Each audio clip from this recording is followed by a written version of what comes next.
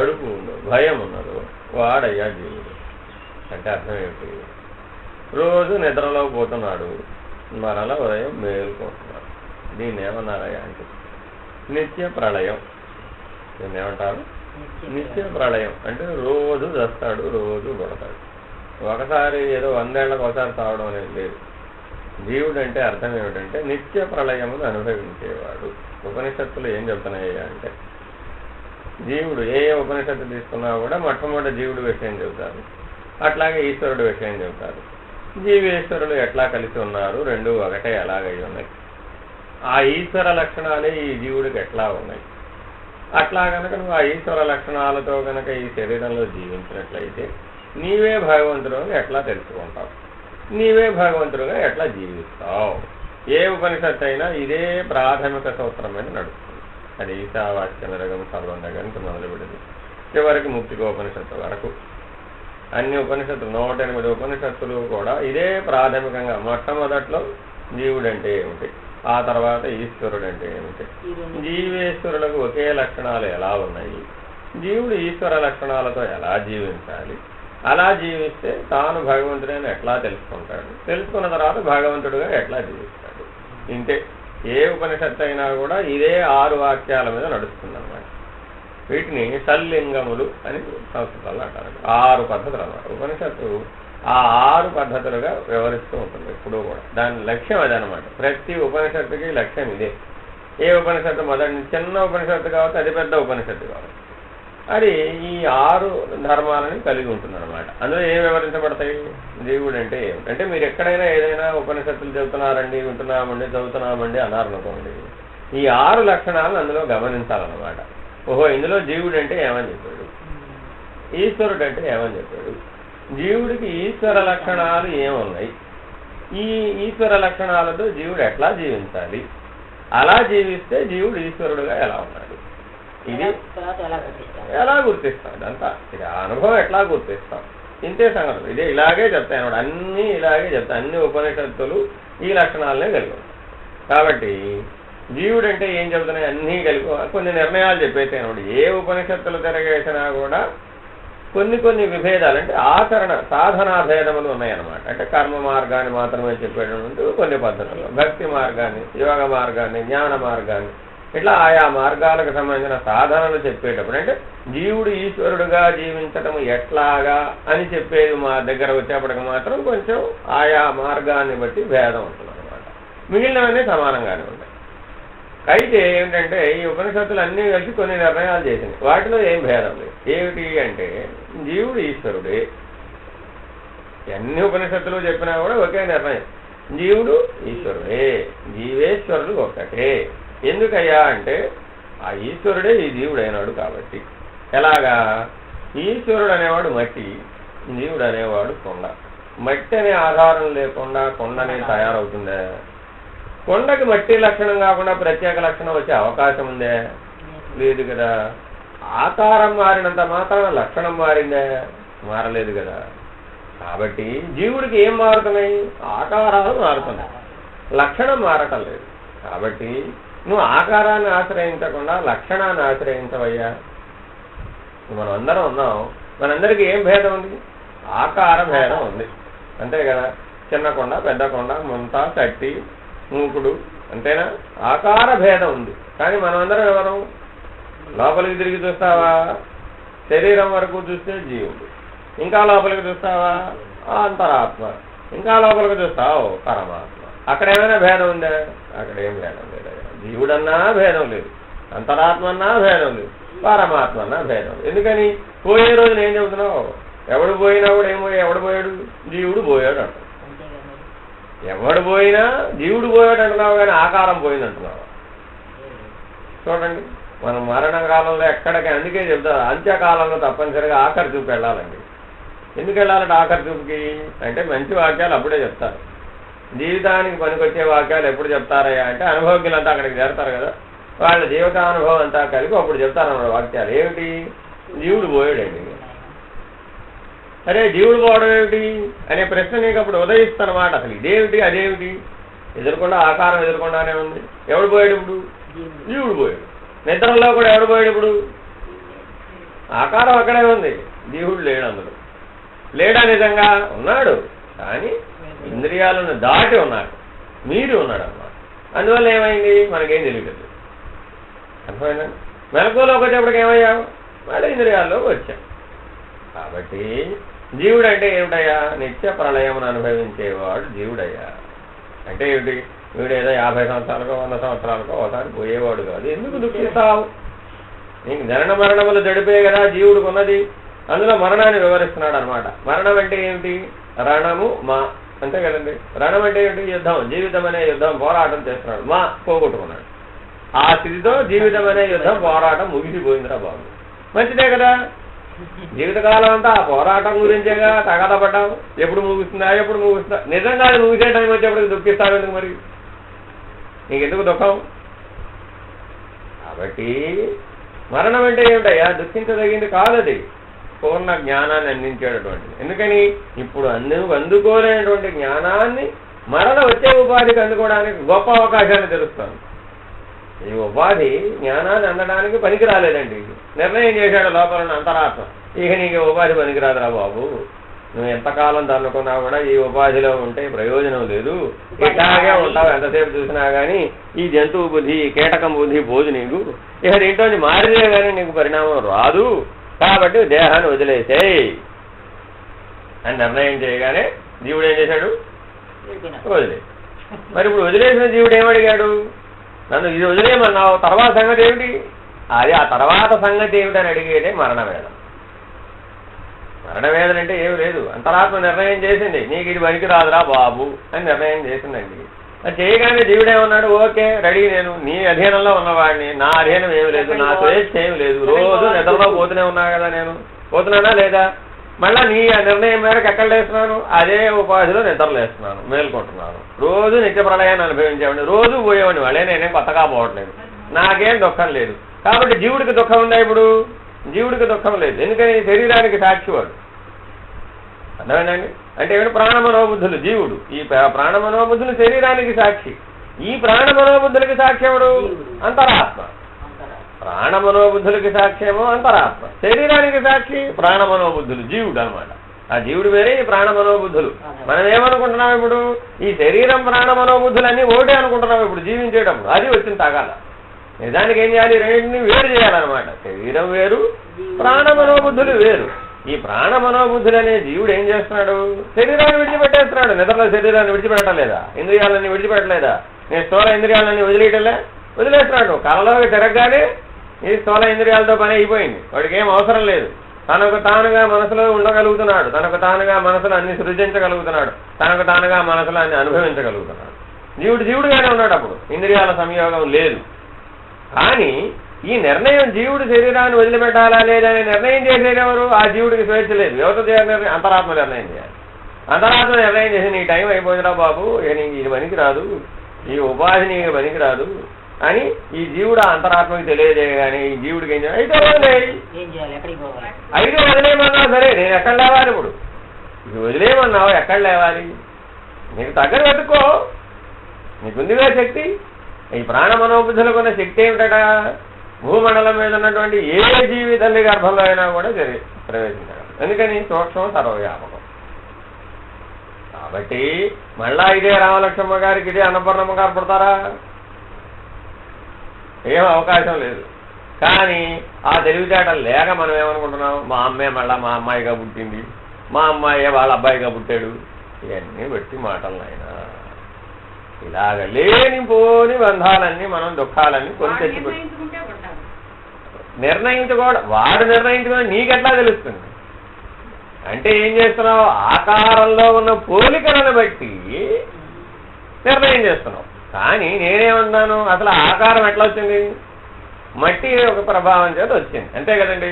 అన్ని కొండలు తయారు చేశాడండి. కొండలన్నీ ఒక రీతిగానే ఉన్నాయి, కానీ అన్ని కొండలు ఒకటేనా?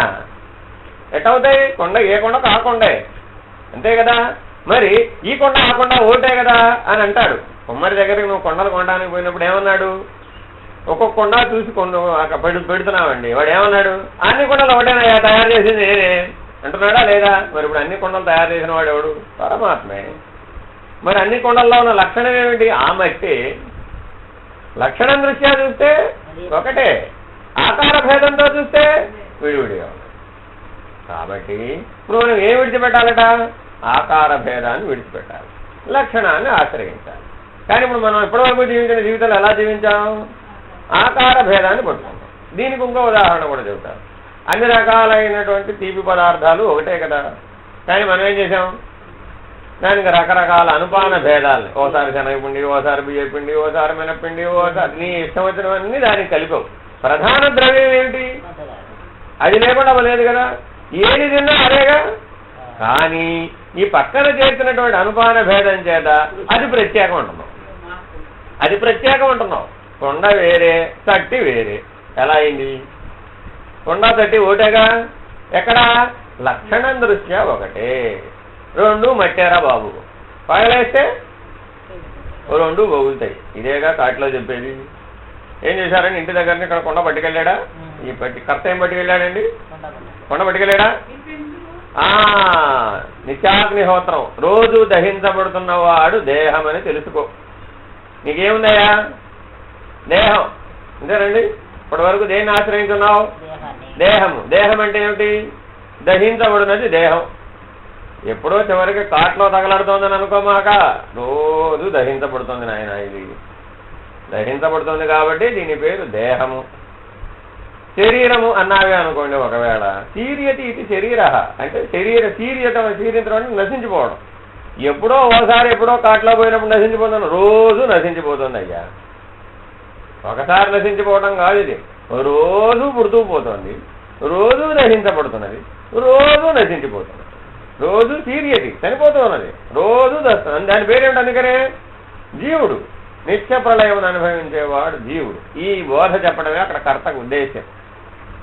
ఇక్కడ అగ్నిహోత్రం చేసి అంతా చక్కగా చేయించి నీ చేత నువ్వు బ్రహ్మస్వరూపుడివి, ఈ సృష్టి అంతా అలా ఉంది, ఆ అగ్ని ప్రభావం చేతి ఈ సృష్టి ఏర్పడింది అని అంతా చెప్పి ఇక్కడ ఆ ఈశ్వర లక్షణాలన్నీ చెప్పి ఇప్పుడు ఈ మూకుల్లో నిప్పులు పట్టుకుని పదవయ్యా అన్నాడు. ఏమైంది ఇప్పుడు?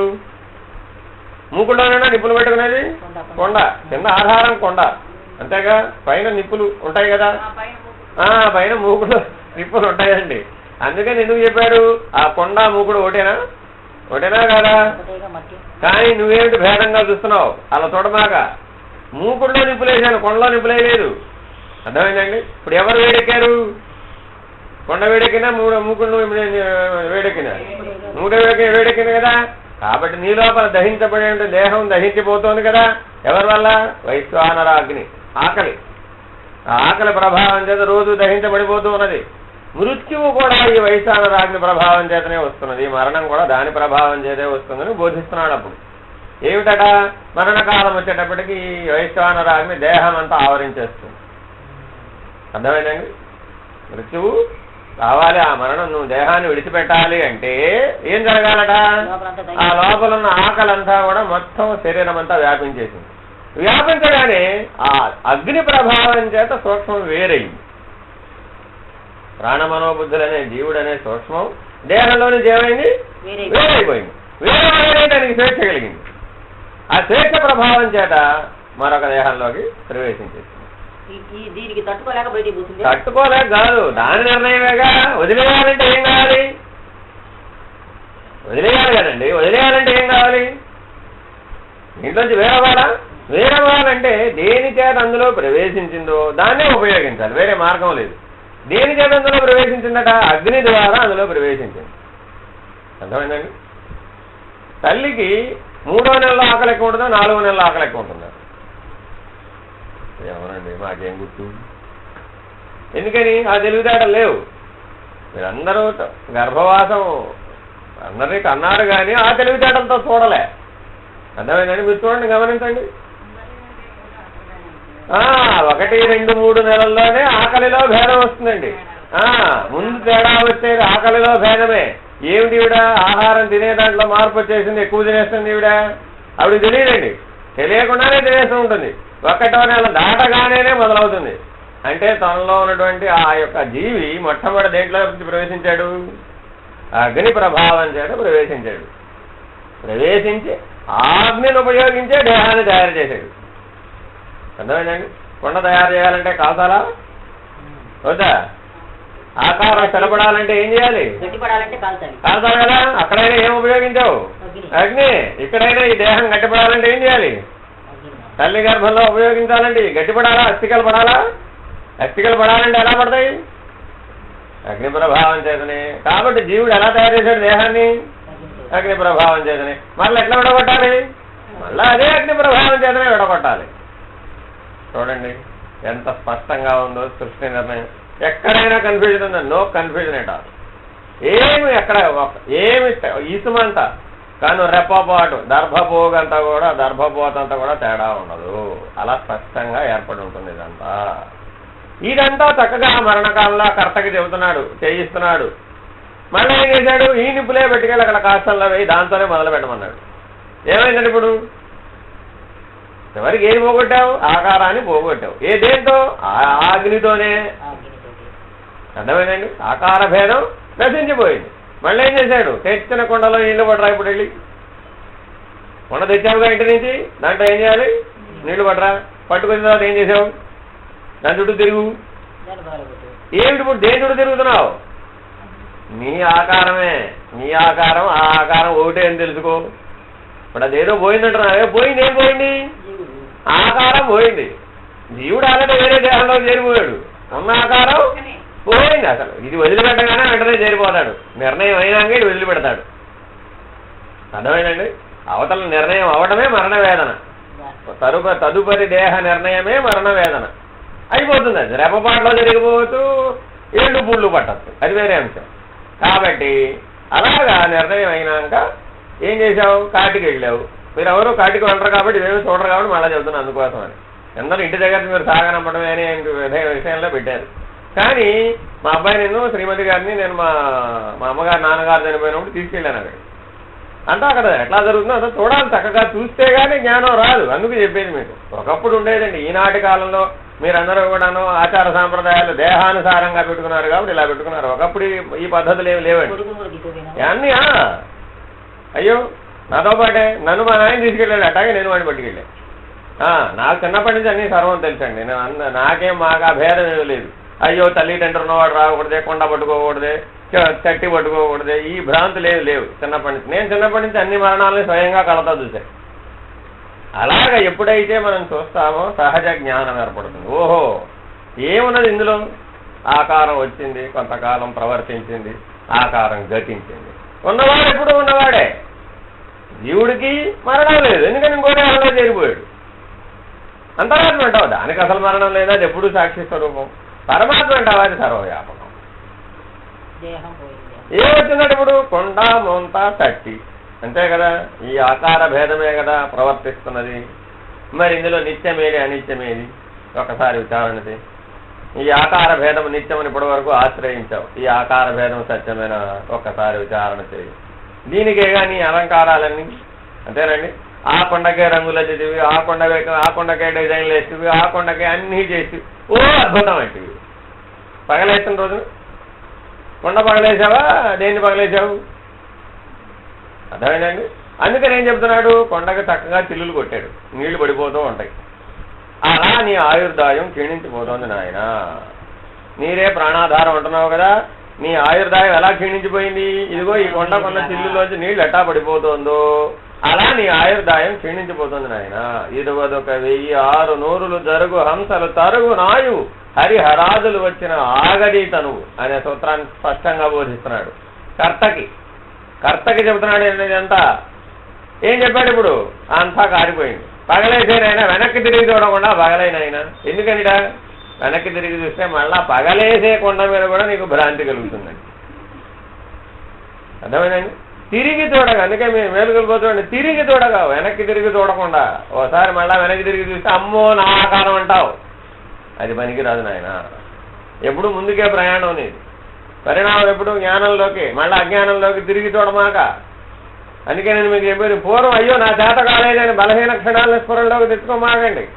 నీది కాదు బలం, నాది బలం, పరమాత్మది బలం. ఆధారం పరమాత్మది ఆధారంగా చేసుకో. అప్పుడేమవుతావు? నీ బలహీన క్షణాలను మర్చిపోతావు, నీ బలహీన క్షణాలను అధిగమించేస్తావు. నిన్ను గుర్తుపెట్టుకున్నావు, మళ్ళా జారిపడిపోతావు.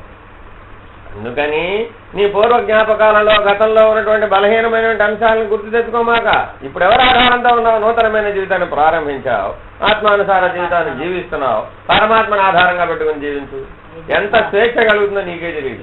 అసలు ఈ సృష్టిలో నిన్నేది బంధించజాలదు, ఏది బంధించజాలదు. శరీరం కాదు, ప్రాణం కాదు, మనస్సు కాదు, బుద్ధి కాదు, ఆత్మ కాదు, ఏది నిన్ను బంధించజాలదు. నీ అంత స్వేచ్ఛ అసలు ఈ సృష్టిలో ఎవరికీ లేనే లేదు. ఎందుకని? ఆ ఇచ్చవచ్చునని జీవించగలడు, తనని ఏది అంటజాలదు. ఎందుకని? పరమాత్మాధారం. దేనికి భయపడడు, జనన మరణముల జడుపు దిగిరని. కాబట్టి నిత్యానిత్య వస్తు వివేకం బలంగా కలిగినటువంటి వాడి యొక్క జీవితం ఎలా ఉంటుందయ్యా స్పష్టంగా బోధిస్తున్నాడు అనమాట. నిత్యం అంటే ఎల్లప్పుడూ, ఎల్లకాలము, శాశ్వతమై, ఏ పరిణామము లేకుండా, మార్పు లేకుండా, సనాతనమై, సచ్చిదానందమై ఏదైతే ఉన్నదో అది ఎప్పుడూ ఒక తీరుగానే ఉన్నది నాయన. దాంట్లో ఏ మార్పు లేదు నాయన. మారేదేమిటి? అంత ఆకార భేదమే నాయన. కాబట్టి ఆకారాన్ని ఆశ్రయించమాట. ఆకారాన్ని ఆశ్రయించడం చేతనే నీకు అంతా చికాకులు చిక్కులు వచ్చినాయి. అందువల్ల ఏమైంది? జీవుడు అయిపోయినావు. లేకపోతే నీవు ఎల్లప్పుడూ ఆత్మస్వరూపుడువే, నువ్వెప్పుడు పరమాత్మ స్వరూపుడు. మధ్యలో ఏం తెచ్చుకున్నావు? ఆకార భ్రాంతిని తెచ్చుకున్నావు. ఈ ఆకార భ్రాంతి ఎట్లా ఏర్పడింది? ఇదిగో ఇట్లా ఏర్పడింది.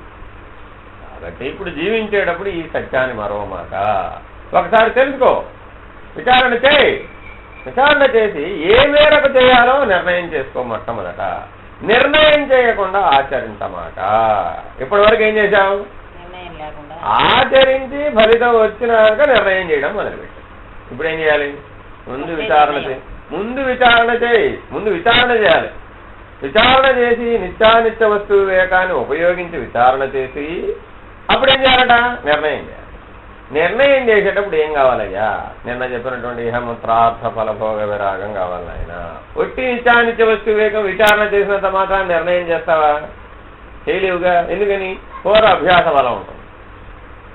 పూర్వ అభ్యాస బలం ఏం చేస్తుంది? చెప్పావులే, చాలా కాలం నుంచి చేస్తూనే ఉన్నావుగా, ఇదే చేయంటుంది. అర్థమైందండి? ఎంత పాఠం చెప్పినా కానీ లోపల నుంచి ఏం చెబుతుంది? ఇప్పుడు కొత్తగా పాఠం చెబుతున్నావు, ఎంతకాలం నుంచి ఏం చేసావు నువ్వు? అటాగే చెయ్యి అంటుంది. ఎన్నాళ్ళు జరగలేదా? ఇప్పుడేం కొమ్మ మునిగింది నీకు? ఈ కొత్త పాఠం చెబితే నేనేం వింటానా అంటుంది. అంటే అప్పుడు ఏం చేయాలట? ఇహముత్రార్థ ఫలభోగ విరాగం అనేటువంటి సాధన చతుష్టయ సంపత్తిలో రెండవ దానిని ఉపయోగించు. నీకు బుద్ధి ఉందే? ఇప్పటి వరకు ఫలభోగాన్ని అనుభవించే కదా ఇంత దూరం వచ్చావు. నువ్వు మళ్ళా చేయమనేది ఏమిటి? ఆ ఫలభోగమే కదా. ఈ ఫలభోగం అయినాక మళ్ళా నేను విచారణ చేస్తే ఏమిటి ప్రయోజనం? నీకు బుద్ధి ఉందే? కాబట్టి ఇదంతా ఇహం కదా, మారిపోయేది కదా, సనాతనం కాదు కదా, శాశ్వతం కాదు కదా, పరిణామ పాఠం రావటం లేదు కదా. మళ్ళా నన్ను తీసుకెళ్ళి అదే పాత భ్రాంతిలో ఊబిలో పడేస్తున్నావు. ఎందుకు ఇలా చేస్తున్నావు?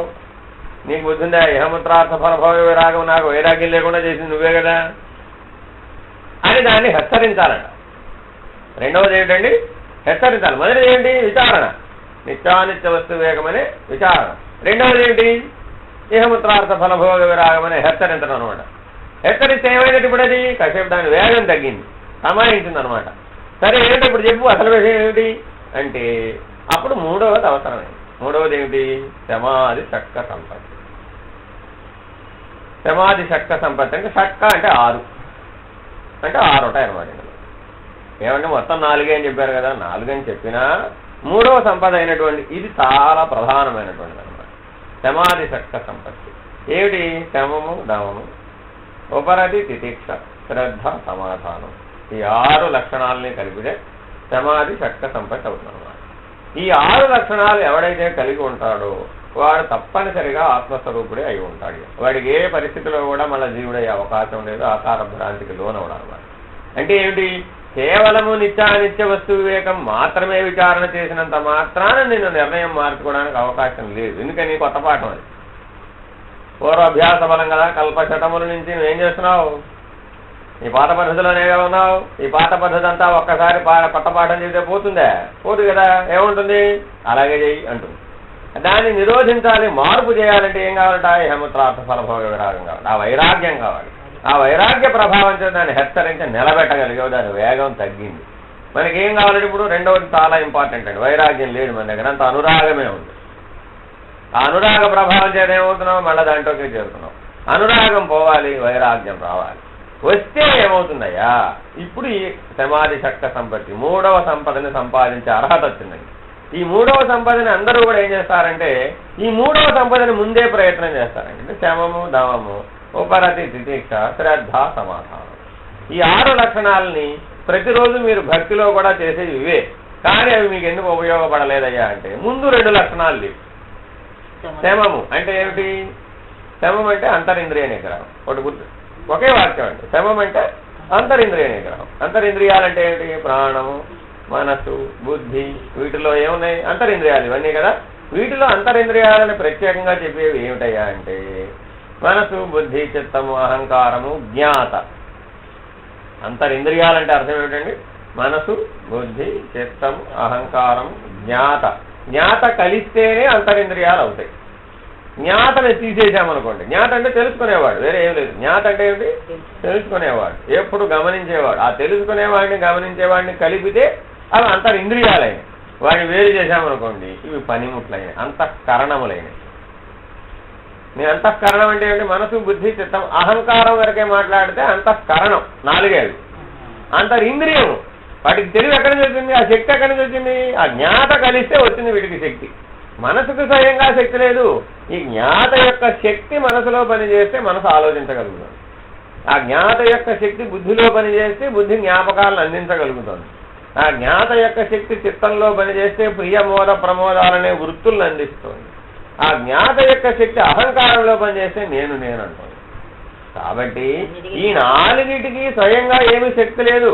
నీ ఓటే, నీ అనుమతి. ఆ జ్ఞాతే నువ్వు. ఆ జ్ఞాత వాడు కూడా నీకు బంధమే అయి ఉన్నాడు. ఎందుకని? వాడు కూడా పరమాత్మ స్థితిలో ఉండవలసిన వాడిని కిందకు తెచ్చాడు. అర్థమైందండి? ఎక్కడ ఉండాల్సిన నువ్వు? నేనే పరమాత్మ అనే స్థితిలో ఉండాలి. కానీ ఏమయ్యావు?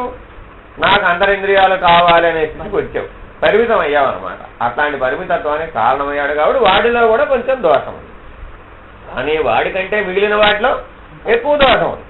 కాబట్టి ఏం చేయాలంటే ఇప్పుడు శమం అంటే అంతరింద్రియ నిగ్రహం, దమం అంటే బాహ్యేంద్రియ నిగ్రహం. సూటిగా ఒకటే వాక్యం. బాహ్యేంద్రియాలు ఏమిటి? కర్మేంద్రియాలు, జ్ఞానేంద్రియాలు, అంతే కదా. ప్రాణం కూడా బాహ్యేంద్రియాలే. ఎందుకని? మనకు తెలుస్తుందిగా, బయటికి తెలుస్తుందా లేదా మనం? కాబట్టి పంచప్రాణాలు. పంచప్రాణాలు అంటే ఏమిటి? ప్రాణ, అపాన, సమాన, వ్యాన, ఉదానములు. ఈ పంచప్రాణాలు. కర్మేంద్రియాలు. కర్మేంద్రియాలు ఏమిటి? వాక్, పాణి, పాద, పాయువు, పస్థలు. అర్థమైందండి? వాక్ మాట్లాడే, పాణి చేతులు, పాదములు, పాయువు, పస్థలు సర్జ కావాలి. ఈ 5 కూడా కర్మేంద్రియాలు. జ్ఞానేంద్రియాలు ఏమిటి? చక్షు, శ్రోత్ర, జిహ్వ, ఘ్రాణములు, అంతే కదండి. రసము అది కూడా కదా, అది వేరే 2 పనులు చేస్తుంది కదా. మరి అది మాట్లాడుతుంది కదా, అది సంగతి. కాబట్టి జ్ఞానేంద్రియాలు 5, కర్మేంద్రియాలు 5, పంచప్రాణాలు 5. ఈ 3 5 15 కూడా బాహ్యేంద్రియాలు. అర్థమైందండి? ఇప్పుడు లోపల ఏమున్నాయి? అంతరింద్రియాలు, అంతే కదండి. అంతరింద్రియాలు ఏమిటి? మనసు, బుద్ధి, చిత్తము, అహంకారము, జ్ఞాత. ఇది అంతరింద్రియాలు. మరి ప్రాణం కూడా బాగా తెలుస్తుందిగా మనకి. బయటికి తెలిసేవన్నీ బాహ్యమే, తెలియకపోతే అంతరం, అంతే కదా. కరెక్ట్గా ఇప్పుడు మనం దేన్ని పట్టలేకపోతున్నాం? మనసు, బుద్ధి, చిత్తము, అహంకారాన్ని పట్టలేకపోతున్నాం కదా. కాబట్టి అవి అంతరింద్రియాలు లోపల పనిచేస్తూ ఉన్నాయి. బాహ్యానికి తెలిసేవన్నీ బాహ్యం, ప్రాణం బయటికి తెలుస్తుంది కదా. ఇకపోతే ఇవి కాక 5 విషయాలున్నాయా లేవా? ఏమిటవి? శబ్ద, స్పర్శ, రూప, రస, గంధములు. అవేమిటి? జ్ఞానేంద్రియాల యొక్క శక్తి. కళ్ళు చూస్తున్నాయి, చెవులు వింటున్నాయి, రసం, రుచి, ముక్కు వాసన చూస్తున్నాయి. 5 జ్ఞానేంద్రియాలు 5 పనులు చేస్తున్నాయా? స్పర్శ, చర్మం, స్పర్శ, అంతే కదండి. ఈ 5 జ్ఞానేంద్రియాల యొక్క శక్తులు బాహ్యమా అంతరమా? ఇప్పుడు బాహ్యమే కదా. కాబట్టి బాహ్యేంద్రియ నిగ్రహం అంటే ఇవి కూడా అందులోకి వస్తాయిగా.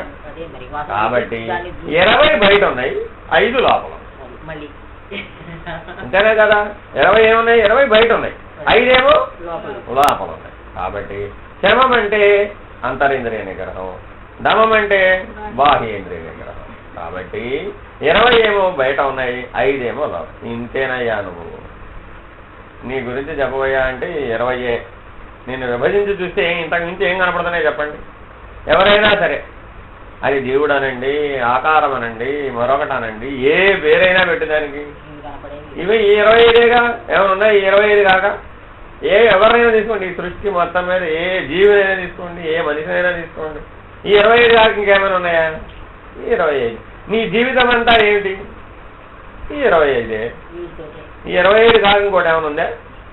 నువ్వు ఎన్ని ప్రత్యేకతలన్నా చెప్పండి, ఆ ప్రత్యేకతలని 25లో ఏదో ఒకదానికి చెందిందేనా? బాగా పాడతాడండి, వాగింద్రియం, కర్మేంద్రియమేగా. అథవా కాదు, శబ్దం, విషయం, అది బాహ్యమేగా. నువ్వు బాహ్యం కానిది ఏదైనా ఒకటి చెప్పు. కాదండి, మనసులో బుద్ధిలో వాటికి సంగీత జ్ఞానం ఉందండి, అదే అంతరింద్రియం. మరి నేనెవరిని? ఈ 25కి సాక్షిని కదా. నేను 25లో వాడిని కాదు కదా, నేను ఆత్మస్వరూపుని, నేను 25కి సాక్షిని. ఈ 25ని చూస్తున్నవాడిని, 25ని గమనిస్తున్నవాడిని. నాకు ఇందులో ఏమీ లేదు. మనందరికీ ఏముంది ఇందులో? సంగత్వ దోషం ఉంది. ఇందాక చెప్పింది ఇదే. దోషం అంటే ఏమిటా? దోషం అంటే సంగత్వ దోషం అన్నది. సంగత్వం అంటే ఏమిటి? కలిసిపోవటం. ఈ 25లో ఏదో ఒక దాంతో కలిసిపోతుంటామండి. ఎప్పుడూ కూడా కలిసిపోకుండా ఉండవు. నువ్వు ఏ ఆలోచన చేసినా ఆలోచన ప్రారంభం అవగానే ఏదో ఒక దాంతో కలుస్తావు. ఒక్కదాంతోనే కలుస్తావా? విషయం రాదు వెంటనే ఒక ఆలోచన కలగగానే ఆలోచనకి ఏముంది? అంతరింద్రియం కావాలి. దానికి ఇంకేం కావాలి? విషయం కావాలి. విషయం రాగానే అదేమడిగింది? ఆలోచన, విషయం వచ్చేసిందండి. అంతరింద్రియం వచ్చింది, బాహ్యేంద్రియం వచ్చింది. ఇంకేం కావాలి ఇప్పుడు? అయితే జ్ఞానేంద్రియమో లేకపోతే కర్మేంద్రియమో సహాయం కావాలని. కావాలా వద్దా? జ్ఞానేంద్రియ కర్మేంద్రియాల సహాయం అడిగింది వెంటనే. ఎందుకని? అది అనుభవించాలి కాబట్టి. ప్రియమోద ప్రమోదాలు కదా. ప్రియ నుంచి మోదానికి వచ్చింది. మోదానికి రాగానే ఏం కావాలి ఇప్పుడు? ఇంద్రియాల సహకారం కావాలి. బాహ్యేంద్రియాలు, కర్మేంద్రియాలు, జ్ఞానేంద్రియాల సహకారం కావాలి. అడగగానే ఏమడిగింది? నన్ను అడిగితే నా దగ్గర ఎలా ఉంది? నీకు నాకు మధ్య వారధి ఏది? ఆ మనసుకి ఈ బాహ్యేంద్రియాలకి మధ్య వారధోటి కావాలి కదా. అదెవరు? ప్రాణం. ప్రాణశక్తి పనిచేసినంతసేపే ఆ మనసు ఈ ఇంద్రియాల మీద ప్రభావం చూపెట్టగలుగుతుంది. ప్రాణశక్తి పనిచేయకపోతే మనసు, ఇంద్రియాలు, బాహ్యేంద్రియాలు, అంతరింద్రియాలు, బాహ్యేంద్రియాలు వేరైపోయినాయి. అర్థమైందండి? ఇప్పుడు శవానికి ఏమున్నాయి? బాహ్యేంద్రియాలు ఉన్నాయి. జ్ఞానేంద్రియాలు అక్కడే ఉన్నాయా? ఉన్నాయి. కర్మేంద్రియాలు అక్కడే ఉన్నాయా? ఉన్నాయి. ఏం లేదు, రెండు ఎగిరిపోయినాయి. బాహ్యంలో కూడా విషయాలు పోయినాయి. శబ్దస్పర్శ రూపరసగంధాలు గ్రహించే శక్తి లేదు. పంచప్రాణాలు లేవు. అర్థమైందండి? 2 5లు 10 మాత్రమే అక్కడ ఉన్నాయి. బాహ్యేంద్రియాలలో 10 పోయినాయి. ఈ బాహ్యేంద్రియాలలో ఉన్న ఈ పంచప్రాణాలు, విషయాలు ఎవరి ప్రభావం వల్ల పనిచేస్తున్నాయి? అంతరింద్రియాల ప్రభావం వల్ల పనిచేస్తున్నాయి. ఇప్పుడు అంతరింద్రియాలనేటువంటి జీవుడు ఏమయ్యాడు? తప్పుకున్నాడు. ఆ జ్ఞాత అనే జీవుడు ఏమయ్యాడు? తప్పుకున్నాడు. తప్పుకోగానే ఏమైపోయింది? ఈ బాహ్యేంద్రియాలలో ఉన్న 2 వేరైపోయినాయి. ఏం మిగిలిపోయినాయి? 2 5లు 10 మిగిలిపోయినాయి. కర్మేంద్రియాలు, జ్ఞానేంద్రియాలు మిగిలిపోయినాయి. ఇప్పుడు శవానికి ఏమున్నాయి? కర్మేంద్రియాలు, జ్ఞానేంద్రియాలు ఉన్నాయి. మనకేమున్నాయి? కర్మేంద్రియాలు, జ్ఞానేంద్రియాలు ఉన్నాయి, అంతరింద్రియాలు ఉన్నాయి. ఈ అంతరింద్రియాలు, కర్మేంద్రియ, జ్ఞానేంద్రియాలను ఉపయోగించాలంటే ఏం కావాలంటే ఇప్పుడు? పంచప్రాణాలు కావాలి, పంచ విషయాలు కావాలి. పంచప్రాణాలు, పంచ విషయాలు ఈ రెండింటి యొక్క సంఘర్షణలో పుడుతున్నాయి అన్నమాట ఈ పంచ విషయాలు. శబ్దస్పర్శ రూపరసగంధాలు ఎక్కడ పుడుతున్నాయి? ఆ అంతరింద్రియాలకి, ఈ కర్మేంద్రియాలు, జ్ఞానేంద్రియాలకి మధ్య ఒక ఘర్షణ, ఒక రాపిడి, అందులో పుడుతున్నాయి ఆ పంచ విషయాలు కూడా. లేకపోతే పుడతాయా? ఈ చెవులు వింటున్నాయండి. ఈ వినగలిగే శక్తి ఎక్కడిది? మనసులో. మనసే చెవు అయింది, మనసే కన్ను అయింది, మనసే అన్ని ఇంద్రియాల రూపాలు ఎందులో ఉన్నాయి? మనసులో ఉన్నాయి. ఆ మనసు, బుద్ధి, చిత్తం, అహంకారము జ్ఞాతలో ఉన్నాయి. అసలు గట్టిగా మాట్లాడితే మనసులో ఉన్నాయా, జ్ఞాతలో ఉన్నాయా? జ్ఞాతలో ఉన్నాయి, మనసులో లేవు.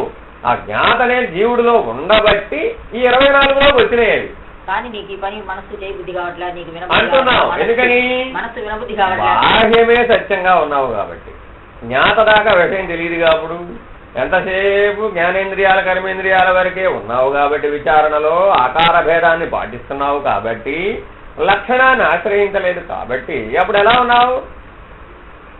మనసు మనసు మనసు అంటున్నావు. కానీ మనసు, బుద్ధి జడమయ్యా బాబు. అవి ఇవి ఈ ఇంద్రియాలు ఎట్లా జడమో అది కూడా జడమే. ఎందుకని అంటే ఆ జ్ఞాత పనిచేయడం లేదు కాబట్టి. ఆ జ్ఞాత ఇందులో పనిచేస్తేనే దాని తెలివితేటలు ఏమైనా సరే. ఆ జ్ఞాత కనుక మనసులో పనిచేయకపోతే మనసు కూడా ఇదిగో ఈ వస్తువు లాంటిది. నువ్వు ఉపయోగిస్తేనే ఆ వస్తువు ఉపయోగపడుతుంది. అలాగే జ్ఞాత ఉపయోగిస్తున్నాడు మనసుని, బుద్ధిని, చిత్తాన్ని, అహంకారాన్ని, తన శక్తిని అందులో ప్రవేశపెడుతున్నాడు. ఆ ప్రవేశపెట్టగానే వాటికి చైతన్యం వస్తున్నది, లేకపోతే రావటం లేదు. మరి గాఢ నిద్రావస్థలు ఎవరున్నారయ్యా? జ్ఞాత ఒక్కడే ఉన్నాడు. మనసు బుద్ధి చిత్తం అహంకారం ఒకటి పనిచేయడం లేదు కదా. మరి గాఢ నిద్రావస్థలో లేవా? మరి అవి ఉన్నాయి. ఎలా ఉన్నాయి? పనిముట్ల వల్లే ఉన్నాయి. ఆ జ్ఞాత మెలకువలోకి దిగి రావడానికి ఎందులోకి వచ్చాడు? మొట్టమొదట అంతరింద్రియాల్లోకి దిగాడు, తన అంతఃకరణంలోకి దిగాడు. దిగిన తర్వాత ఏం చేశాడు? ఆ అంతఃకరణంలో ఏమున్నాయి? వాసనా బలం, సంస్కార బలం ఉంది, గుణబలం ఉంది. వాటితోటి ప్రేరణ పొందాడు. ప్రేరణ పొంది ఏమడిగాడు? ఇప్పుడు నాకేం కావాలి? ఇప్పుడు విషయాలు కావాలి. విషయాలు అనగానే ఏమైంది? పంచప్రాణాలు కావాలి. విషయాలు ఆచరించాలంటే ఏం కావాలి? పంచప్రాణాలు కావాలి. పంచప్రాణాలు విషయాలు రాగానే కర్మేంద్రియాలు, జ్ఞానేంద్రియాలు ఎదగలేదు. ఇదండి బాబు మీకు రోజు నిద్రలోంచి మెలకు వచ్చే విధానం. మళ్ళీ ఇలాగే నిద్రలోకి పోతాం. ముందేం పడిపోతాయి? కర్మేంద్రియాలు పడిపోతాయి. తర్వాత ఏం పడిపోతాయి? జ్ఞానేంద్రియాలు పడిపోతాయి. ఆ తర్వాత ఏం పడిపోతాయి? విషయాలు పడిపోతాయి. ఆ తర్వాత ఏం పడిపోతుంది? ప్రాణం పడిపోతుంది. ఆ తర్వాత ఏం పడిపోతుంది? అంతరింద్రియాలు. మరణం కూడా ఇంతేనాయన. ముందేం జరుగుతుంది? ముందు కర్మేంద్రియాలు పడిపోయినాయి. తర్వాత ఏం పడిపోయినాయండి? మాట్లాడటం లేదండి, ధారకం లేదండి, జ్ఞానేంద్రియాలు పడిపోయినాయి. అంతేనండి, ఇంకేం కనపడలేదండి. ఆయన మనం చెప్పేది వినపడలేదు. కలిసిరా లేపినా కానీ ఉన్నాడు, కానీ మనం పిలిస్తే మాట్లాడటం లేదు. ఏమైపోయింది? ఇప్పుడు విషయేంద్రియాలు పోయినాయి. ఇప్పుడు ఏం పోవాలి? కానీ నెక్స్ట్ ఏం పోవాలి? ప్రాణం పోవాలి.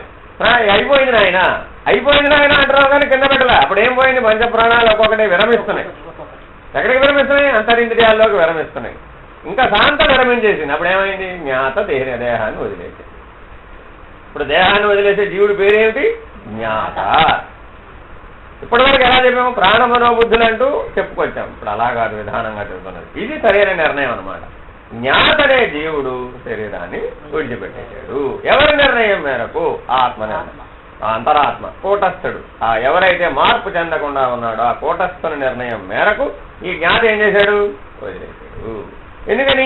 ఈ జ్ఞాతకి స్వయంగా శక్తి లేదు, ఈ జీవుడికి స్వయంగా శక్తి లేదు. వాడి శక్తి, ఆ పరమాత్మ శక్తే ఇందులో పనిచేస్తోంది. ఎందుకని? సర్వవ్యాపకంగా ఎవరున్నారు? పరమాత్మ ఉన్నాడు, ఆత్మస్వరూపం ఉన్నది. దానిలో ఉన్న శక్తే, దానిలో ఉన్న చైతన్యమే, ఆ పరమాత్మ సత్తాయే ఈ జ్ఞాతలో పనిచేస్తుంది. అంతేగాని ఈ జ్ఞాతకి స్వయంగా శక్తి లేదు. కాబట్టి ఈ జ్ఞాత స్వయంగా శక్తి లేకపోయినా కూడా ఈ 5-25 నడుపుతున్నాడా లేదా? కాబట్టి నీ ఇంద్రియాలకు రాజెవరు? జ్ఞాత. నీ ఇంద్రియాలకు రాజెవరు? జ్ఞాత. ఇప్పటి వరకు ఎవరు రాజంటున్నావు? మనసు రాజంటున్నావు. అక్కడ పోయి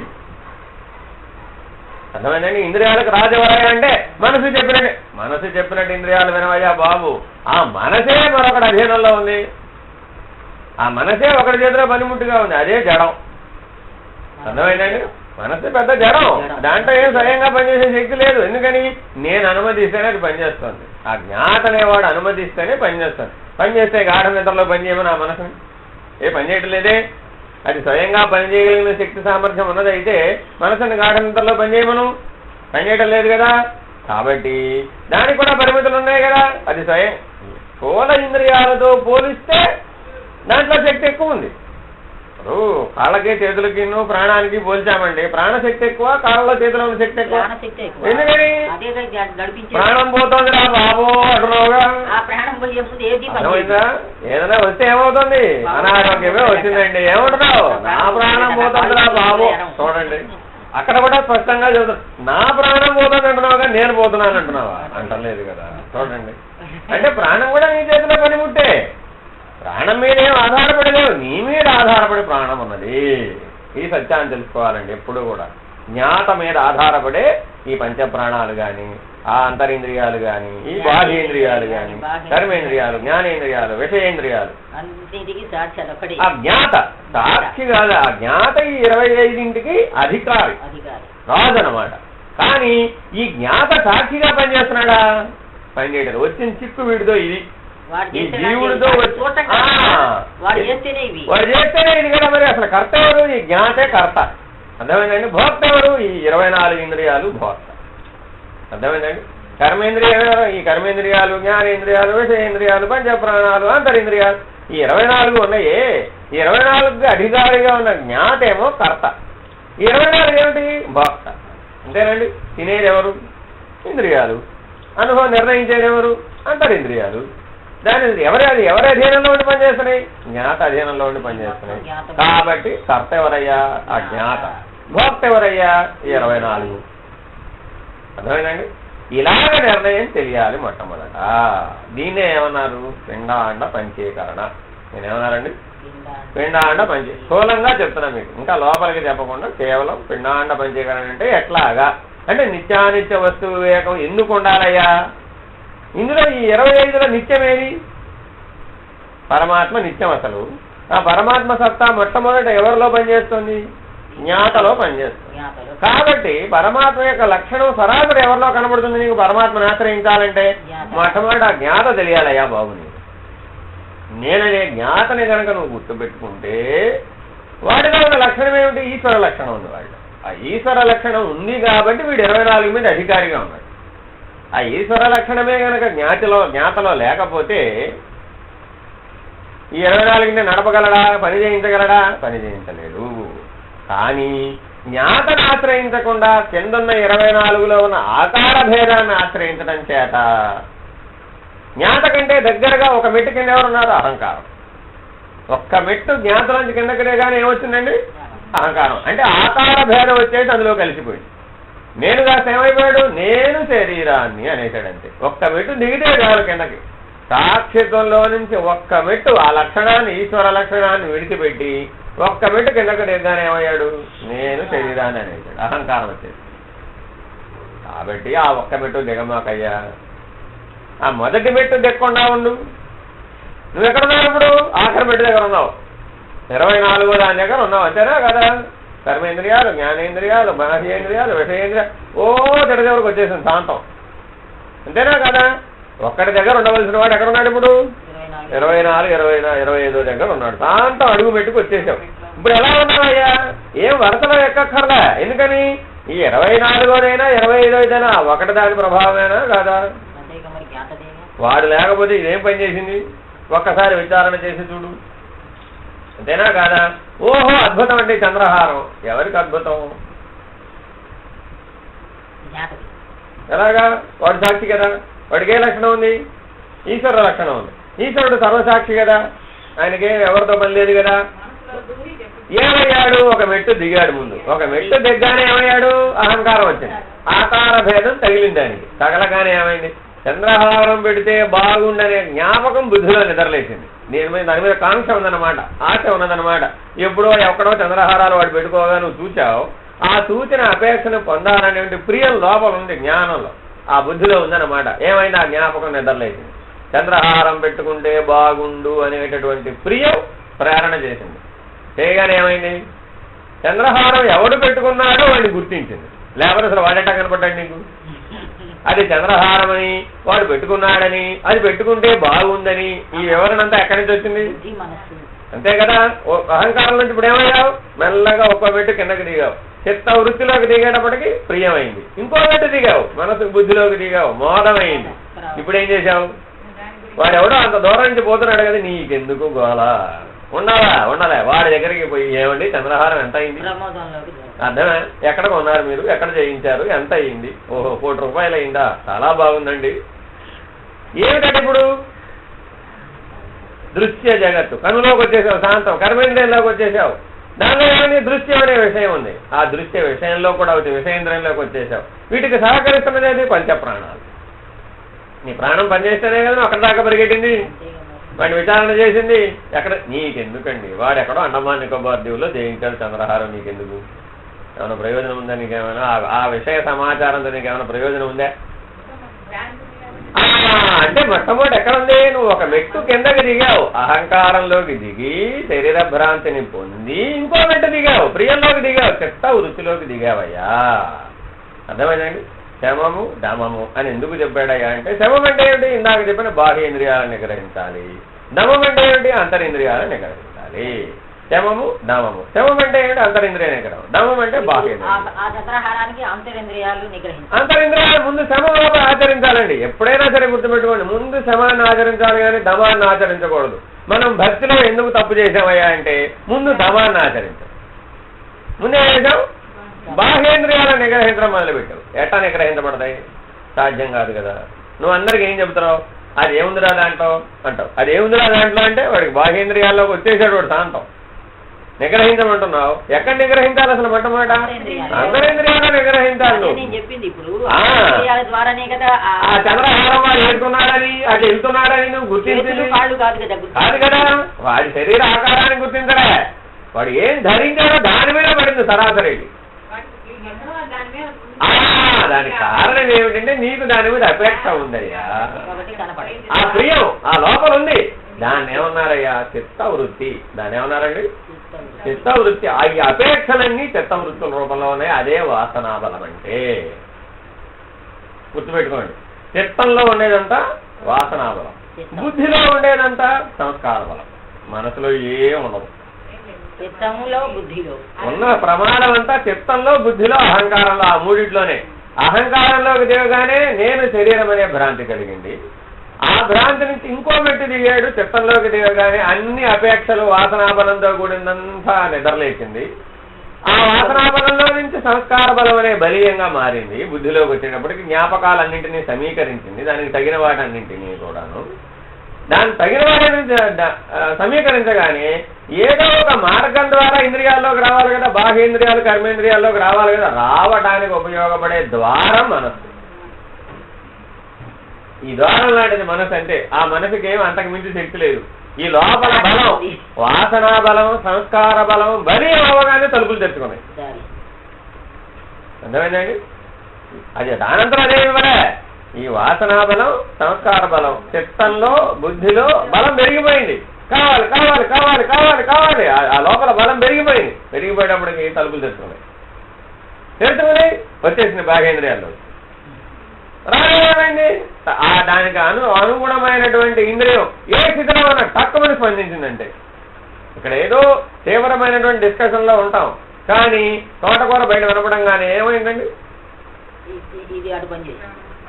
ఇప్పుడు ఎక్కడ పనిచేస్తుంది? తెలివి ఎక్కడ ఉండాలి అసలు? ఇప్పుడు సాక్షిత్వంలో నిలబడి ఉండి మనం విచారణ చేస్తున్నాం కదా. కానీ మధ్యలో తోటకూర ఎలా వచ్చింది అంటే ముందే నిర్ణయం చేశావు. అట్లా కాదు, ముందే నిర్ణయం చేసి దీంట్లోకి దిగావు. ఎట్లా దిగావు? ముందు ఒక నిర్ణయం చేశావు.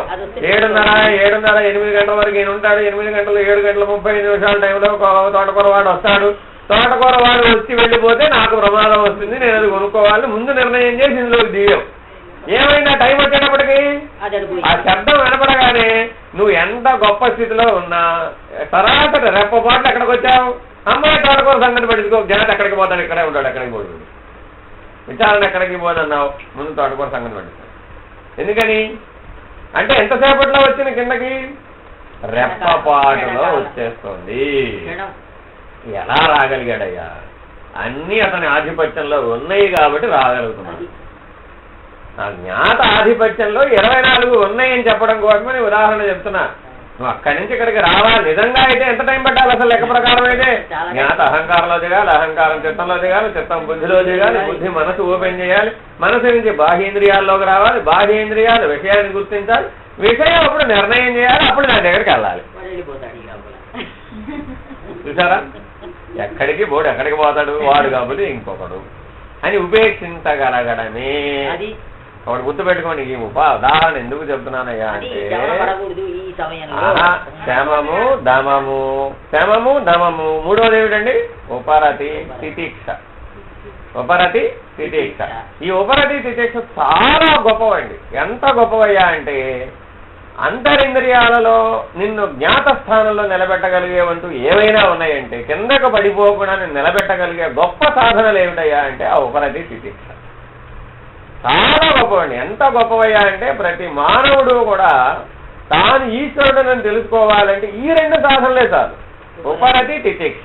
అందుకనే శిష్యులందరికీ చెప్తారండి, నాయన జీవిత కాలం అంతా మానవుడు ఈ ఉపరతి తితిక్ష తెలుసుకున్న దగ్గర నుంచి జీవిత కాలం అంతా చేయదగినటువంటిది ఏదైనా ఉన్నదంటే ఈ ఉపరతి తితిక్ష.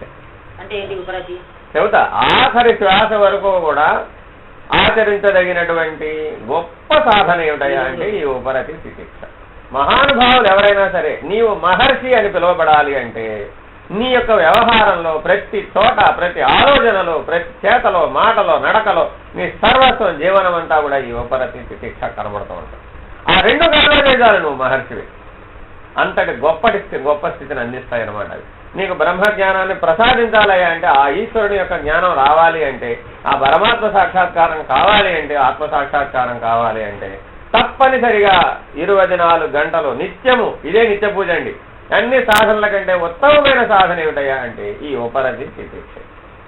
ఈ ఉపరతి తితిక్ష లేకపోతే ఆత్మజ్ఞానం అసాధ్యం, బ్రహ్మజ్ఞానం అసాధ్యం, ఈశ్వరీయ జ్ఞానం అసాధ్యం, ఆత్మ సాక్షాత్కారం అసాధ్యం, ఆ పరమాత్మ సాక్షాత్కారం అసాధ్యం. ఏదైనా సరే నువ్వు ఎన్నన్నా పెట్టుకో, అవన్నీ కూడా ఈ ఉపరతి తితిక్షలోనే ఇమిడియన్. అంత గొప్పవన్నమాట. వీటికంటే మించిన సాధన లేదు, వీటికంటే మించినటువంటి ఆయుధం లేదు. దేనినైనా సరే జయించాలన్నా ఇవే, సాధించాలన్నా ఇవే. వీటిని మించినటువంటి సాధనలే లేవండి. 3 గుణాలను అధిగమించాలన్నా, 3 అవస్థలను అధిగమించాలన్నా, దేనైనా సరే ఏ వాసనాబలాన్ని అధిగమించాలన్నా, నీవు జీవుడు కాకుండా ఆత్మస్వరూపంగా జీవించాలన్నా, ఆత్మానుభవం పొందాలన్నా, పరమాత్మానుభవం పొందాలన్నా కూడా ఈ ఉపరతి తితిక్షలను మించినటువంటి సాధనే లేదు. కాబట్టి వీటిని జీవితకాలం ఆచరించాలంటే ఒక్క రెప్పపాటు కూడా ఎడమివ్వకుండా ఈ ఉపరతి తితిక్షలలో వాడు ఆచరించి వీడే సత్శిష్యుడు అనబడతాడు. ఎవడైతే ఒక్క రెప్పపాటు కూడా, ఒక్క ఆలోచనలో కూడా ఈ ఉపరతి తితిక్షలను ఎడబాయకుండా ఉంటాడో, ఇదే గమనిస్తారండి. నీవు సత్శిష్యుడు అవునా కాదా అని గురువు గమనించేది ఈ రెండింటి మీదే గమనిస్తారనమాట. ఉపరతి తితిక్ష, ఉపరతి తితిక్ష, ఈ 2 లక్షణాలు పరిపూర్ణంగా ఉండాలన్నమాట. ఒట్టిపూర్ణంగా కాదు, పరిపూర్ణంగా ఉండాలి. ఎక్కడ వడ్ల మనం ఓపెనంత కూడా తేడా లేకుండా ఉపరతి తితిక్షలు ఎవరికైతే నిత్య జీవితంలో ఆచరణలో ఉంటాయో వాడికి ముక్తి సిద్ధము. ఒక్క క్షణం కూడా లేట్ ఉండదండి. ఈ 2 సాధించడమే లేటు. ఈ 2 సాధించిన తర్వాత ఒక్క క్షణం కూడా అంతా అయ్యదయ అంతా అరక్షణమే. ఒకటి గుర్తుపెట్టుకోండి ఈ వాక్యాన్ని. అయ్యదయ అయితే అంతా అరక్షణమే. అయ్యదయ దేని మీద ఆధారపడి ఉంటుందయ్యా? ఇదిగో ఈ రెండింటి మీద ఆధారపడి ఉంటుంది ఉపరతి తితిక్ష. వేదాంతంలో ఎన్నో విషయాలను చెప్తారండి. అది ఇదని విచారణగా ఎన్నో చెప్తారండి. ఇది ఇట్లా ఉంది, అది అట్లా. అంతా ఏంటంటే నీ పూర్వం నువ్వు చేసిన అభ్యాస బలంలో నుంచి మార్పు చేయడం కోసం చెప్తాడనమాట ఇదంతా కూడా. కానీ నిజంగా ఆచరించేది, జీవితం మొత్తం నిజంగా ఆచరించేదంటూ ఏమైనా ఉందంటే అది ఉపరతి తితిక్ష. కారణం ఏమంటాడంటే నిత్యానిత్య వస్తు వివేకం. ఎంతసేపు విచారణ చేస్తావు? అది ఎంతసేపు ఉంటుంది? విచారణ చేసినంతసేపే ఉంటుంది. తర్వాత మళ్ళా మామూలే, మళ్ళా విచారణ మామూలే. అర్థమైందండి? ఇహముత్రార్థ ఫలభోగ విరాగం. వైరాగ్యం ఎంతసేపు ఉంటుంది? ఉంటుంది, దాంట్లో బలం ఉంటుందండి. తాత్కాలికంగా ఉన్నప్పుడు అలాగే ఉంటుంది. తీవ్ర వైరాగ్యం లభించినప్పుడు మొత్తం మారిపోతాం. ఆ తీవ్ర వైరాగ్యం వచ్చినప్పుడు ఆ తీవ్ర వైరాగ్యం రావాలంటే ఏముండాలి? ఉపరతి తితిక్ష. నిత్యానిత్య వస్తు వివేకం స్థిరంగా నువ్వు విచారణ చేయాలి. ఎల్లప్పుడూ ఆ విచారణ చేయాలి. ఏం కావాలి? ఉపరతి తితిక్ష కావాలి. ఎల్లప్పుడూ అంతరింద్రియాలని బాహ్యేంద్రియాలని నీ అధీనంలో ఉంచుకోవాలి. నీవు జ్ఞాత స్థానంలో ఉండాలయ్యా ఎప్పుడు కూడా అని కదా ఇందాక నుంచి చెబుతుంది. ఉండాలంటే ఏం కాదు? ఉపరతి తితిక్ష. ఇప్పటి వరకు చెప్పిన వాటి అన్ని సవ్యంగా చేయాలి అంటే కీలకం ఉపరతి తితిక్ష. ఈ ఉపరతి తితిక్ష లేకపోతే సాధకుడు ఎప్పటికీ కూడా ఈ స్థితిని అందజాలడు. ఉపరతి తితిక్ష చెప్పాలంటే మరలా ఒక క్లాస్ పడుతుంది. అర్థమైందండి? అది టైం పడుతుంది. అందుకని మీకు క్రమంగా మీరేం కంగారు పడదు. ఏమో అందులో ఏమి ప్రమాదం లేదు. క్రమంగా నేర్చుకోండి. విద్య స్థిరంగా నేర్చుకోండి. ఎందుకంటారంటే ఆచరణ సాధ్యమైనటువంటిదిగా మీరు నేర్చుకోవాలి. కేవలం పాఠంగా నేర్చుకుంటే వదిలిపోతుంది. దానివల్ల మీకు ప్రయోజనం ఉండదు. అందుకని నిత్యానిత్య వస్తు వివేకం అంటే ఏమిటి, నిత్యమేది అనిత్యమేది చాలా స్పష్టంగా తెలుసుకోవాలండి. ఎలా తెలుసుకోవాలయ్యా? 5, 5, 25. ముందు దేన్నైనా సరే ముందు 5, 5, 25గా విడగొట్టాలండి. నిత్యమేదో అనిత్యమేదో తేల్చాలంటే ఏం చేయాలండి? మొట్టమొదటి ఫస్ట్ దాన్ని 25గా విభజించి దేంట్లోకి వస్తుందో విభజించి ఆ 25లో దేంట్లోకి వచ్చింది. ఓహో ఫలానా దాంట్లోకి వచ్చింది. నేనెవరిని? ఇప్పుడు నేను జ్ఞాతాన్ని. దేంట్లోకి వచ్చాను? ఇదిగో దీంట్లోకి వచ్చాను. దీంట్లోకి ఎలాగ వచ్చాను? ముందు అహంకారంలోకి దిగాను. అందువల్ల ఏమైంది? ఆకార భ్రాంతి కలిగింది. తర్వాత ఏమైంది? ఆ వస్తువు మీద, ఆ పదార్థం మీద, ఆ సుఖం మీద అపేక్ష ఉన్నది కాబట్టి చిత్తంలోకి దిగాను. ప్రియం వచ్చింది. మళ్ళీ ఇప్పుడు ఏమైంది? ఈ చిత్తంలో నుంచి ఏమొచ్చాను? బుద్ధిలో ఉన్న జ్ఞాపకాలను పోగేసాను. పోగేసి ఏమైంది? అది అక్కడ దొరుకుతుంది, ఇది ఇక్కడ దొరుకుతుంది, అది అట్లా ఉంది, ఇది ఎట్లా ఉంది అనే జ్ఞానం అది అందించింది. అందించగా ఏమైంది? లోపల ఉన్న దేహవాసనో, లోకవాసనో, శాస్త్రవాసనో బలపడింది. ఈ జ్ఞాపకాలన్నీ పోగేగానే ఏమైంది? ఆ లోపల ఉన్న వాసనా బలం ప్రియం బలపడింది. ప్రియం బలపడేప్పటికి మోదం అయ్యింది. మోదం అయ్యేటప్పటికి ఏమైంది? తలుపులు తెచ్చుకున్నాయి. మనసు అనే తలుపు తెచ్చుకుంది. తెరుచుకోగానే ఏమైంది? బాహ్యేంద్రియాల్లోకి వచ్చాను. బాహ్యేంద్రియాలంటే ఏమిటి? ప్రాణం, పంచ ప్రాణాలు పనిచేసింది. ఆ తలుపు తెరుచుకోవాలంటే ఏం కావాలట? పంచ ప్రాణాలు పనిచేస్తేనే మనసు తలుపు తెరుచుకుంది. పంచ ప్రాణాల్లో నుంచి 5 విషయాల్లోకి వచ్చాను. అందులో ఏముంది? అయితే శబ్దమో, లేకపోతే స్పర్శో, లేకపోతే రూపమో, లేకపోతే రసమో, లేకపోతే గంధమో. ప్రాణేంద్రియాల తర్వాత విషయేంద్రియాల్లోకి వచ్చాను. ఇంకేం చేశానయ్యా? ఇప్పుడు జ్ఞానేంద్రియాల్లోకి దిగాను. కన్ను, రూపం, శబ్దం, చెవి, ముక్కు వాసన, చర్మం, స్పర్శ, వాసన, ఇలాగా 5 జ్ఞానేంద్రియాల్లోకి దిగాను. ఇంకేం చేశాను? 5 జ్ఞానేంద్రియాలు అనుభవించాలంటే అవి ఇక్కడ ఉన్నాయి, వస్తువు అక్కడ ఉంది. ఇప్పుడు ఎక్కడ ఏం చేయాలి? ఈ కర్మేంద్రియాలు పనిచేసి వస్తువు దగ్గరికి పోయింది. ఇప్పుడు 5 5 25 ఉన్నాయా లేవా? దేంట్లో అయినా సరే ఉన్నాయి కదా. ఎక్కడ ఎప్పుడు విచారణ చేయాలయ్యా? పని చేయక ముందు, ఆలోచనని అనుమతించే ముందు విచారణ చేయాలి. ఇంత ఉన్నాయి కదా, ఇదే పెట్టాలి. అది రావాలి అంటే ఇదంతా పెట్టాలి. పెడుతూ ఉంటే నువ్వు అభ్యాసం చేసేటప్పటికి ఏమైపోయింది? నేను జ్ఞాతననే స్ఫురణ బలపడిపోతుంది. ఈ జ్ఞాతనే స్ఫురణ బలపడితేనే తప్ప నువ్వు దీన్ని అధిగమించలేవు. ఇప్పటి వరకు నువ్వేమనుకుంటున్నావు? నేను మనసు అనుకుంటున్నావు. ఇప్పటి వరకు ఎందుకు బలపడలేదు? నీకు ఆ తేడా ఎందుకు? మధ్యలో ఎందుకు సమయం లేదయ్యా అంటే నీవు ఎక్కడ దాకా వెళ్ళావు? లోపలికి మనసనే గేటు దాకా వెళ్ళావు, తనుకున్నావు, బయటకు వచ్చేసావు. ఇంద్రియాల నుంచి మనసు వరకే, ఆ గేటు వరకే వచ్చావు. మనసు తలుపులు తెరుచుకోలే కదా. శరీరం అంటే మనసుతో కలిపేగా. ఇప్పటి వరకు శరీరం అంటే శరీరం వేరే, మనసు వేరే అనే ధోరణిలో చూస్తున్నావు. అలా కాదు. ఈ శరీరమే ఆ మనసు, ఆ మనసే ఈ శరీరం, తేడా ఏం లేదు. ఆ సంసారమే ఈ మనసు, మనసే సంసారం. మనసు ఎందుకంటున్నావే? ఆ గేటు తెరుచుకుంటే నాకు ఇవన్నీ ఓపెన్ అవడం లేదు. మనసు అనేది ఏం లేదు, ఒక ద్వారబంధం లాంటిది. దాని లోపల పనిచేస్తున్నది ఏమిటి? బుద్ధి, చిత్తం. ఆ చిత్తంలో ప్రియం ఉంది, ఈ బుద్ధిలో మూలం ఉంది. అర్థమైందండి? ఎప్పుడైనా సరే గుర్తుపెట్టుకోండి, ఈవిడికి పిల్లలకు బోధించడం అనే పని ఉందనుకోండి. ఈవిడికి ఆ క్లాస్కి వెళ్ళి రోజు పాఠం చెప్పడం ఆనందమేనా? ఆనందమేనా కాదా? మరి ఆనందమని ఎట్లా తోచింది? చిత్తంలో, ముందు చిత్తంలో ప్రియమనే బోధించడం అనే సంస్కార బలం, వాసనా బలం ఉందన్నమాట. ప్రపంచాన్ని ఉద్ధరించే నిమిత్తమై నేను బోధించాలి, లోకవాసన. దానివల్ల నాకు భోజనం వస్తుంది, దేహవాసన. అర్థమైందండి? నిజానికి మాట్లాడితే భోజనం వస్తుందని మనం ఎవరైనా పనిచేస్తామా? చేయమండి. దానివల్ల నీ ప్రత్యేకత నిలబడుతుంది. ఈ సమాజంలో అనుకో, ఈ కుటుంబంలో అనుకో, నీలో అనుకో, ఏదో ఒక ప్రత్యేకత దాంట్లో ఉంటుందన్నమాట. ఆ ప్రత్యేకతయే చిత్తంలో వృత్తి రూపంలో ఉంటుంది. అన్ని ప్రత్యేకతలు వాసనాబలం రూపంలో చిత్తంలో ఉంటాయి. ప్రపంచంలో ఎన్ని కోట్ల మంది టీచర్లు ఉన్నారు? అందులో మనం ఎవరు? ఎంత ప్రభావం ఉంది? జగద్గురు ఆదిశంకరాచార్యుడు కూడా ఉపాధ్యాయుడే, టీచరే, బోధకుడే. ఆయనతో పోల్చి చూడు. ఇప్పుడు మనం ఏమయ్యాం? ఏం బోధిస్తున్నాం? సావులేని విద్యను బోధిస్తున్నామా? చనిపోయే విద్యను బోధిస్తున్నామా? చనిపోవడానికి కారణమయ్యేది. కాబట్టి అసలు విద్య అంటే ఏమిటి? జ్ఞానం. అజ్ఞానాన్ని పోగొట్టేది. ఏ అజ్ఞానం పోవాలి అసలు? దేనివల్ల జనన మరణాలు ప్రాప్తిస్తున్నాయో అది అజ్ఞానం. దేనివల్ల జనన మరణాలు తొలగుతాయో అది జ్ఞానం. ఎందుకని? ఆ జనన మరణాల మధ్యలోనే ఈ గొడవ అంతా ఉన్నది. వేరే ఎక్కడన్నా ఉందే? లేదు కదా. ఇలా విచారణ చేసేప్పటికి ఇప్పుడు ఆ బోధించడంలో ఉన్న ప్రత్యేకత పోయిందా పోలేదా? పోయేటప్పటికి ఏమైంది? సాక్షిగా చేయగలిగింది. మనం అందరం ఏమనుకుంటామంటే ఆనందిస్తూ చేస్తే స్వేచ్ఛ ఎక్కువ ఉందని మనందరి అభిప్రాయం. ఎందుకని? దుఃఖిస్తూ చేయడం కంటే అది ఉత్తమం కాబట్టి. ఏడుస్తూ చేయడం కంటే నవ్వుతూ ఆనందిస్తూ చేయడం ఉత్తమం. కానీ ఆ నవ్వుతూ ఆనందిస్తూ చేసే దాంట్లో ఏం ఏర్పడింది? సంగత్వ దోషం ఏర్పడింది. అందులో చేరిపోతున్నావు, దూరిపోతున్నావు. అది మళ్ళా రాకపోతే దుఃఖిస్తున్నావు. దుఃఖం అసలు ఎట్లా వచ్చింది నీకు? ఈ సంగత్వ దోషం, ఈ సుఖం, ఈ ఆనందం లోపిస్తే దుఃఖం వచ్చింది. దుఃఖం వచ్చింది కదా అని చెప్పి ఏం చేసామంటే ఇందులో చేరావు. కానీ అసలు దోషం అంతా ఇందులో ఉంది, సుఖం ఆనందంలో ఉందన్నమాట. ఏమిటి? అబ్బా టీచర్ గారు ఎంత బాగా చెప్తారండి అని 10 మంది విద్యార్థులు, 10 మంది మాస్టర్లు, 10 మంది ఈ కుటుంబంలో ఉన్నవాడు ఎవరో అన్నారండి. ఏమైనప్పుడు ఇవిడికి ఓహో ఎంత అద్భుతం అండి, ఇంకా బాగా ప్రయత్నం చేశాను. కాళ్ళు చేతులు నొప్పులు వచ్చినా కానీ, చేతులు కాళ్ళు కొంకర్లు పోయినా కానీ, ప్రమాదం వచ్చినా సరే, అయినా సరే ఏమైనా సరే బ్లాక్ బోర్డు అంతా నింపేసి రాసేసి చేసేయాలని. ఇప్పుడు ఏమైందంటే ఇప్పుడు తన్ను మారిన ధర్మము మొదలు చేట బేరమైంది. ఎందుకని ఆ మాట చెప్తున్నారు? నీవు నిర్ణయం చేసేటప్పుడు జాగ్రత్తగా నిర్ణయం చేయి. కర్తవ్యం చేయాలి, కానీ కర్తవ్యం ఎట్లా చేయాలి? ఆత్మజ్ఞానం వచ్చేట్టుగా చేయాలయ్యా. కర్తవ్యమే, ఎవరు కాదన్నారు? ఎవరికి కర్తవ్యం? జ్ఞాత అనే కర్తకి కర్తవ్యం అండి, అంతేనా కాదా? ఎవరి జ్ఞాత?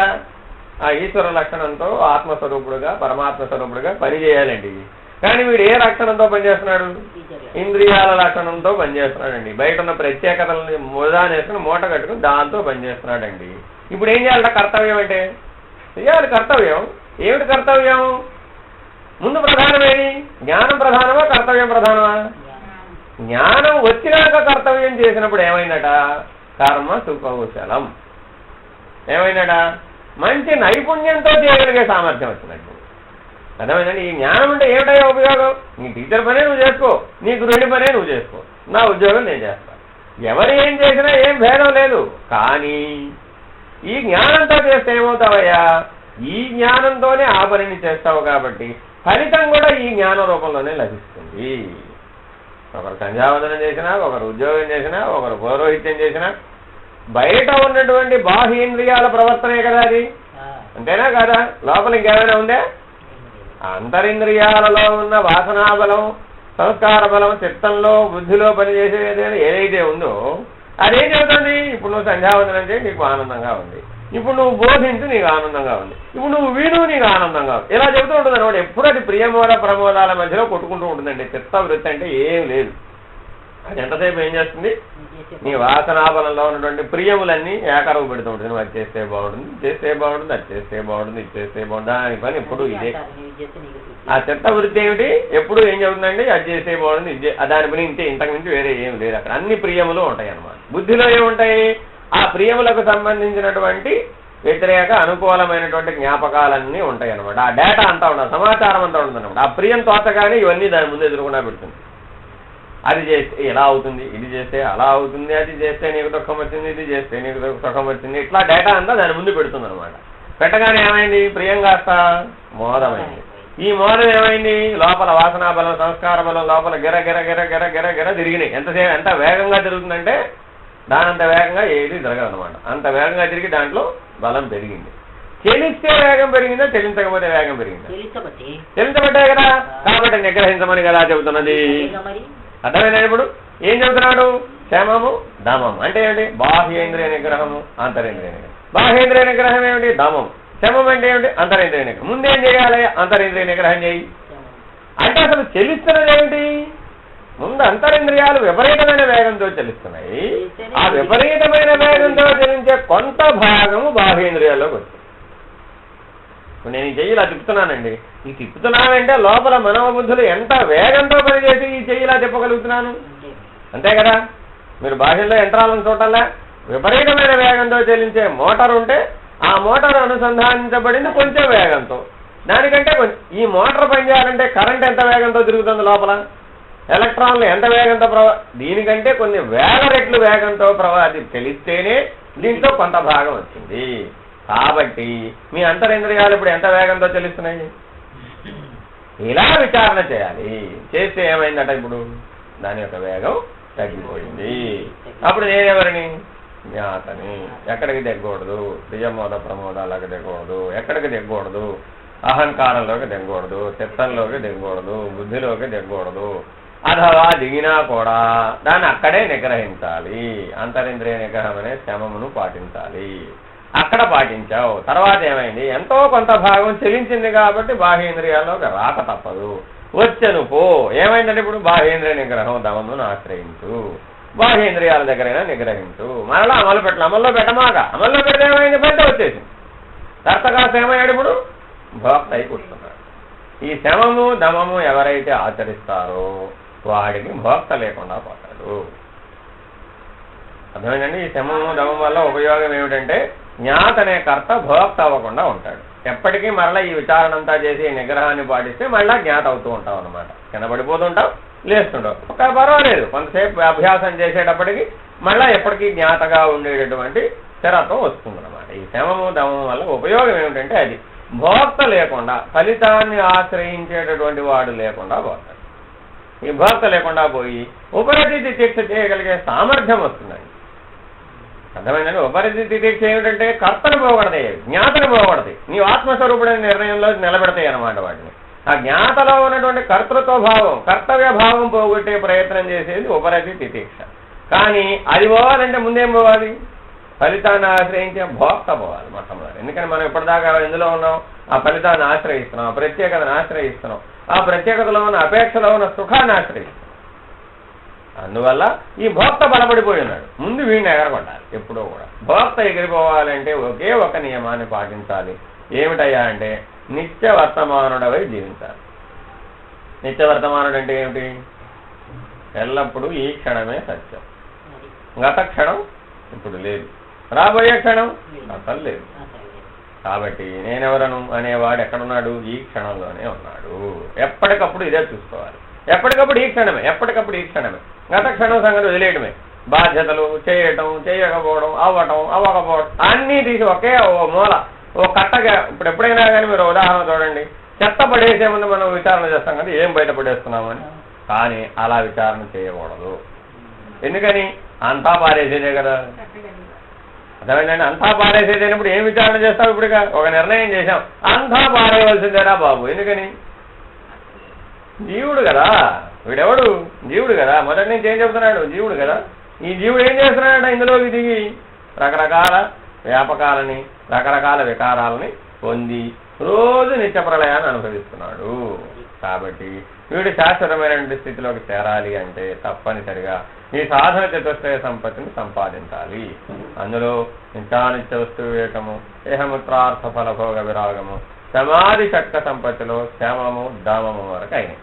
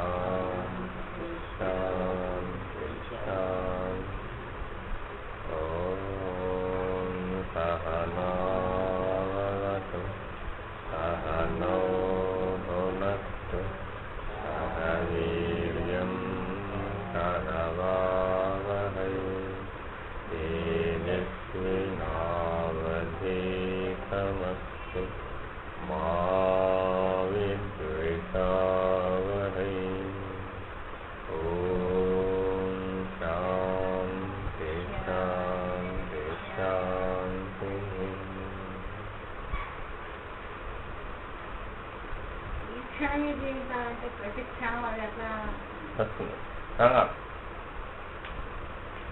అంతా ఆ జ్ఞానం అబ్బితే క్రమంగా వస్తారు రాదు. మీరు అట్లా విడగొట్టుకోగలిగే సామర్థ్యం రావాలని అర్థం. ఎక్కడికక్కడ ఈ క్షణానికి విడగొట్టుకోవాలి.